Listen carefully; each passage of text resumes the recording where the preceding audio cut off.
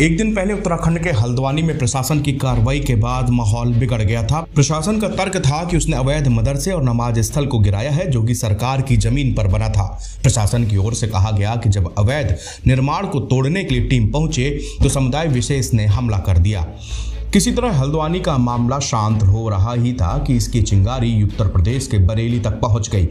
IMC नेता मौलाना तौकीर रजा ने jail भरो अभियान का ऐलान किया था। इसको लेकर सड़कों पर शुक्रवार को जुमे की नमाज के बाद लोग जमा हो गए। सड़कों पर उतरे लोगों ने हंगामा शुरू कर दिया। तौकीर रजा के समर्थन में सड़कों पर लोगों की भारी भीड़ उमड़ी।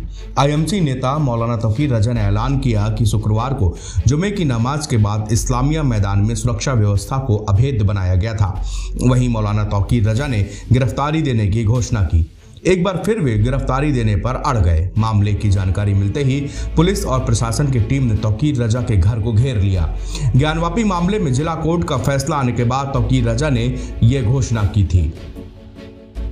हल्द्वानी विवाद पर तौकीर रजा ने कहा कि कोई हम पर हमला करेगा तो हम खुद इसका जवाब देंगे। उत्तराखंड यूसीसी को लेकर बरेली की सड़कों पर सीएम पुष्कर सिंह धामी के खिलाफ जमकर नारेबाजी भी हुई।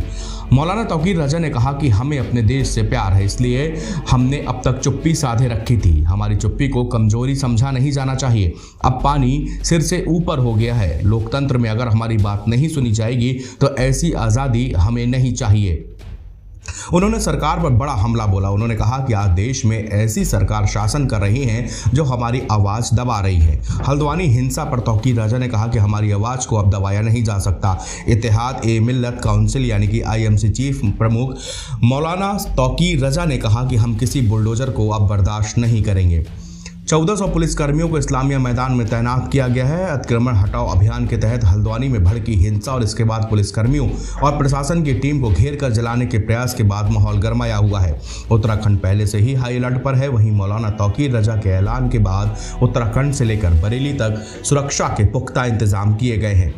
मस्जिदों के आसपास सुरक्षा व्यवस्था चौकस की गई है। बरेली के इस्लामिया मैदान में 6 एएसपी 12 सीओ की तैनाती की गई है। 50 इंस्पेक्टर और 150 दरोगों की तैनाती भी हुई है। किसी भी प्रकार की आपत्ति से या आपात स्थिति से निपटने के लिए 4 कंपनी पीएसी और 1 कंपनी रैपिड एक्शन फोर्स यानी कि RAF की तैनाती बरेली पुलिस प्रशासन ने की है। मौलाना तौकीर रजा ने जुमे की नमाज के बाद गिरफ्तारी का ऐलान किया है। उन्होंने अपने संदेश में कहा कि देश में नफरत का माहौल बना दिया गया है।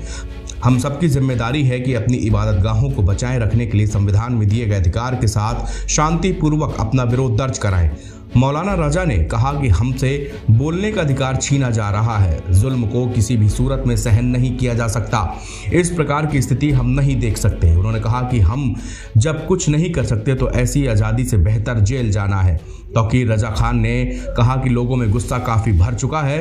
उन्होंने अपील की कि हम में से कोई भी ऐसा काम नहीं करेगा जिससे गलत संदेश जाए। प्रदर्शन या विरोध को संवैधानिक दायरे में रहकर करने की अपील भी उन्होंने लोगों से की।